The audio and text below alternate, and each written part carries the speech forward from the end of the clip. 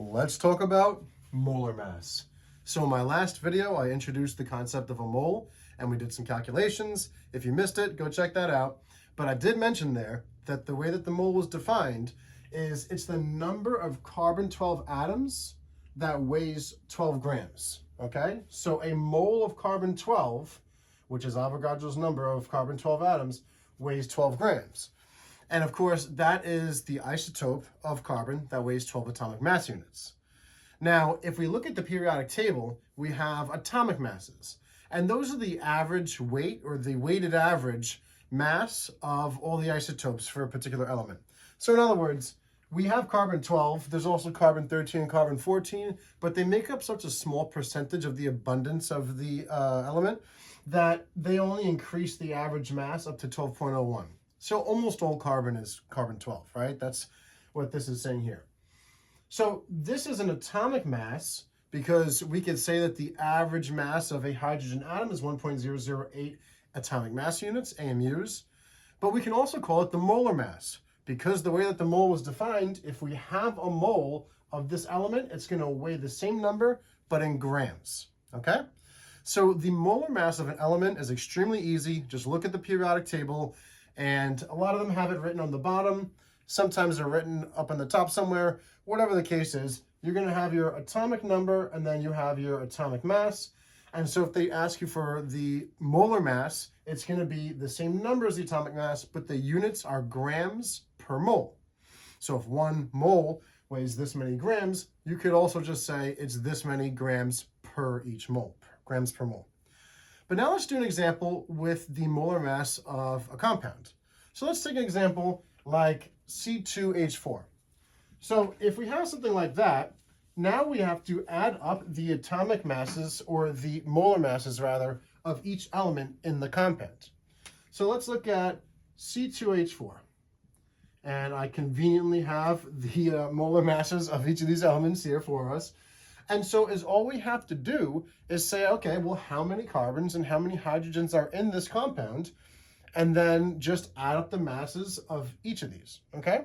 So in other words, we have 2 carbons, right? The subscript applies to the element immediately before it. So there's 2 carbons and there's 4 hydrogens. So I'm just gonna take 2 times the mass of the carbon, the molar mass of the carbon, and 4 times the molar mass of the hydrogen.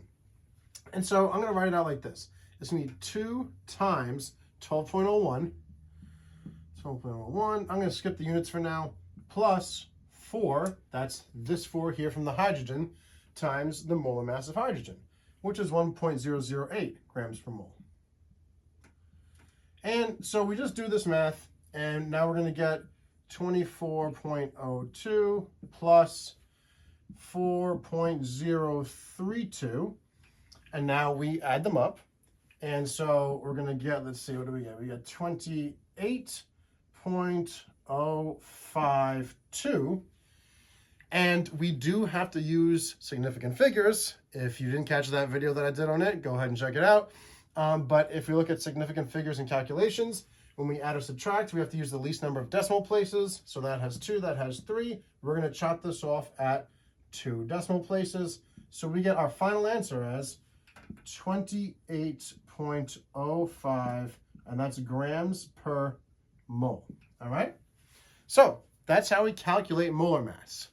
Now, what do we do with molar mass? How is that useful? Well, let's do an example of that now. So I'm going to make up a problem, and why don't we just go ahead and do it for C2H4. So let me actually just write this number up here now. So it's 28.05 grams per mole. And the variable that the symbol rather that they use for molar mass is typically like an italicized capital M. So I'm going to do that over here. This is equal to the molar mass, of C2H4. All right. So now let's go ahead and do a problem. And as I'm getting that ready, guys, if these videos help you, please give a like, follow, share, comment if you have any questions or if you just want to say hi. Also, if you check out my links, you can patronize me over there, and that helps me to continue making these videos for free. All right, so that's all much appreciated. And now let's get into our example. So let's say that I have a certain number of grams of this ethene. Let's say I have grams and I want to know how many moles that is. Okay, so if I have, let's say 40, let's do 403.0 grams of ethene, and I'm asking you to get moles. How many moles is this? Well, if we ever want to go from moles to mass, or vice versa, we use the molar mass. So you can always remember moles to mass, molar mass. And it doesn't matter if you're going from moles to mass or mass to moles, you got to use the same thing either way, which is the molar mass. And if you just look at the units of molar mass, it has both grams and moles in it. So some people memorize formulas for this stuff. I don't like to teach by memorization because you can always forget things. But if you just understand how units work and dimensional analysis works, it's really hard to make mistakes. And so I'm going to show you my technique that I feel is the best way to do this. And if you didn't catch my video on dimensional analysis and unit conversions, go check that out because we use that same principle in this type of calculation. So I want to go from the 403.0 grams of ethene to the moles. So let's just get rid of this and we'll do the whole thing right here. What we always do is we take the given information and we set up a conversion factor next to it, right? And so we're going to do a big parenthesis and a bar, and we don't have to memorize a formula. All we have to do is make our units cancel. So I'm going to rewrite the molar mass in a little bit of a different way. Instead of writing it out as this many grams per mole, I'm going to write it out that 1 mole of C2H4 is equal to 28.05 grams. And I like to write the substance again. When we get to more complicated problems, it really pays off to have a lot of labels in your units and write things out explicitly, but you'll see that when we get to stoichiometry more. So we have our given information, and it's in grams of ethene. Now, if I look at my conversion factor that I made out of the molar mass, and again, grams per mole is saying it's this many grams per 1 mole, and the other way that we can say that is that 1 mole of this stuff equals that many grams, right? Very logical.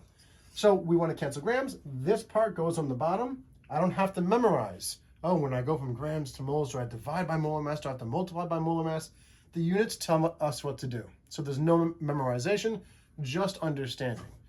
So grams have to cancel. We go to 28.05 grams C2H4. And on the top is the 1 mole of C2H4, because whenever we use one part of the conversion factor on the bottom, the other side of the equal sign just goes on the top, right? And so now we're all set to go. The grams cancel with grams, and we're gonna get moles of ethene as our answer. And let's go ahead and do the math. So we just punch in the 403, I don't type in the 0.0, doesn't change the value. And then because this is in the bottom, we just divide by that value. We're gonna divide by the molar mass of 28.05, and we get 14.367. But of course, we always have to use the correct number of significant figures. If you miss any of those videos, I have one on sig figs and one on sig figs and calculations. So this has 4 sig figs. Our molar mass also has 4 sig figs, so we're going to use 4 sig figs. And so that's 1, 2, 3, 4. We're going to round over here. And so as our final answer, we're going to get 14.37. That's 14.37. And the units are moles of C2H4. Moles of C2H4. All right, guys? So let's do one quick thing that I'm going to set you up with. Let's go and give you a problem to solve on your own, and you're going to comment the answer down below. So now, if I gave you moles and I want grams, so I'm going to say how many grams of C2H4 from my favorite number, 0.231 moles of C2H4.